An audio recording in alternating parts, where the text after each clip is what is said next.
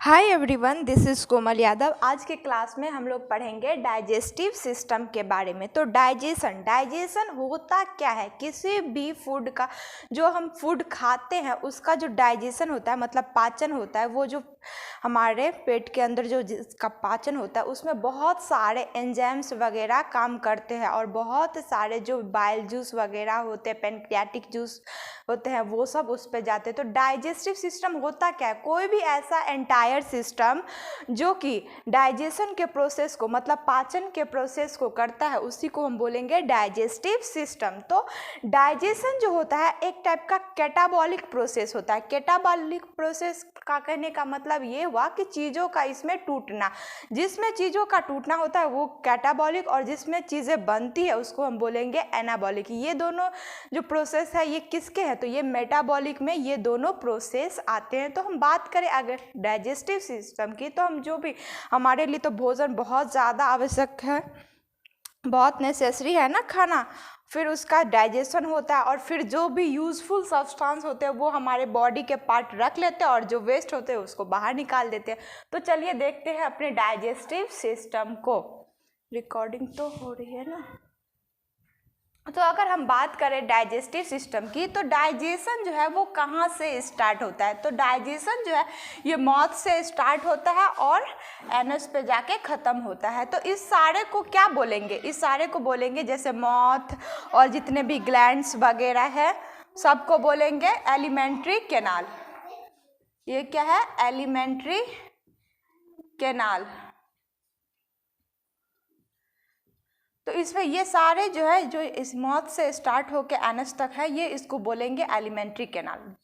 तो सबसे पहले हम देखते हैं एलिमेंट्री कैनाल में सबसे पहला स्टेप जो है वो है माउथ, जिसके अंदर हम खाना लेते हैं और वहाँ पे माउथ के अंदर क्या होता है? सलाइवा वगैरह जो फूड को और फूड में जितने भी स्टार्च होते हैं उसको पचाने का काम करता है।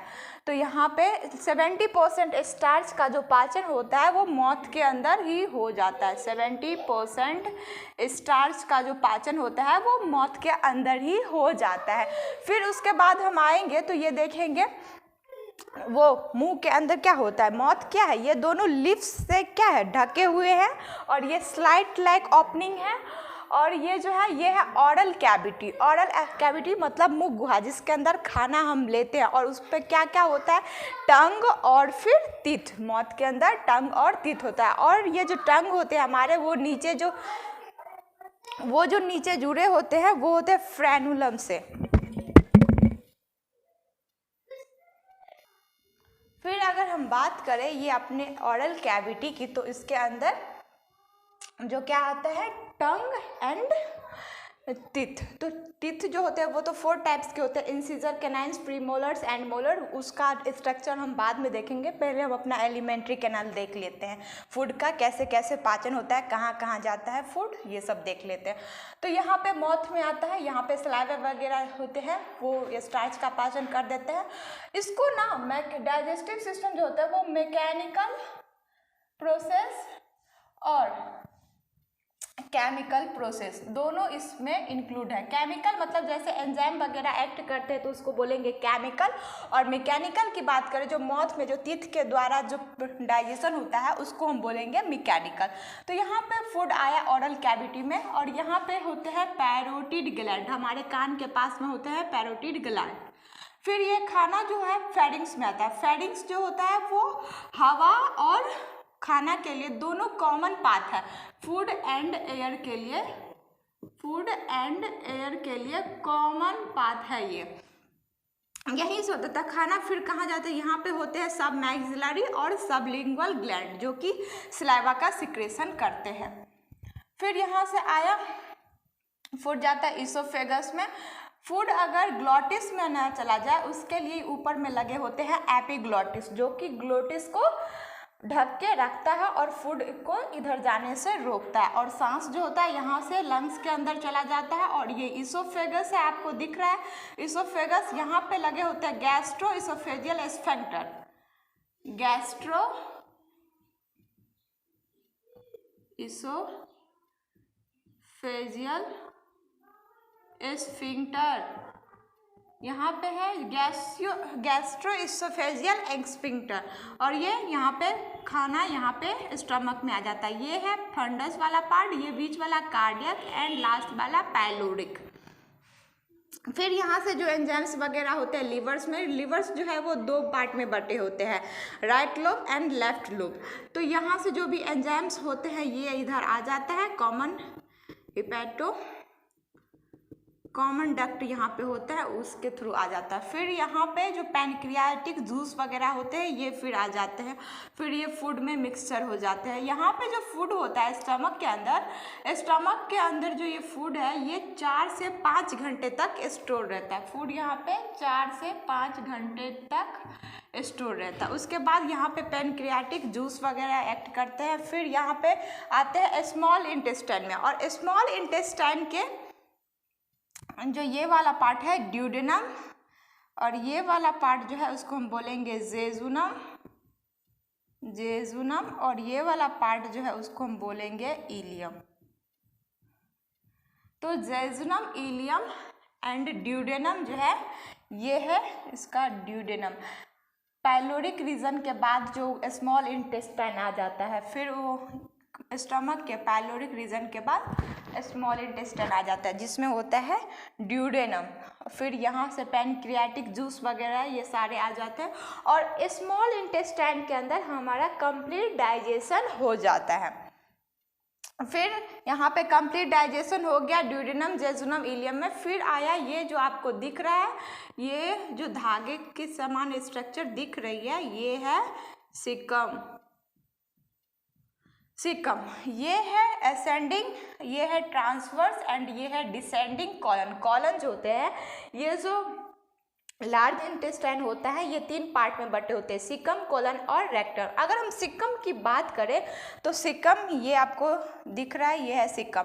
और फिर कॉलन जो होता है वो 3 पार्ट में बटे होते हैं, ascending, descending and transverse colon. और फिर इसके द्वारा यहाँ पे जितने भी एब्जॉर्प्शन वगैरह होते हैं, सबसे ज़्यादा एब्जॉर्प्शन जो होता है वो लार्ज इंटेस्टाइन में होता है। यहाँ पे रेक्टम में जितने भी हमारे यूजफुल सब्सटेंस जितने भी होते हैं वो तो हमारे बॉडी के पार्ट रख लेते हैं, लेकिन जितने भी वेस्ट मटेरियल होते हैं वो यहाँ पे रेक्टम में आके जमा हो जाता है। उसके बाद ये एनस से एग्जिट हो जाता है वेस्ट मटेरियल जो हमारे बॉडी के लिए यूजफुल नहीं होता है। तो हमने यहाँ पर देखा अपना डाइजेस्टिव सिस्टम, देख लिया आपने सब कुछ लोग। और ये जो आपको दिख रहा है ये है वर्मीफॉर्म अपेंडिक्स जो कॉलन के नीचे होता है।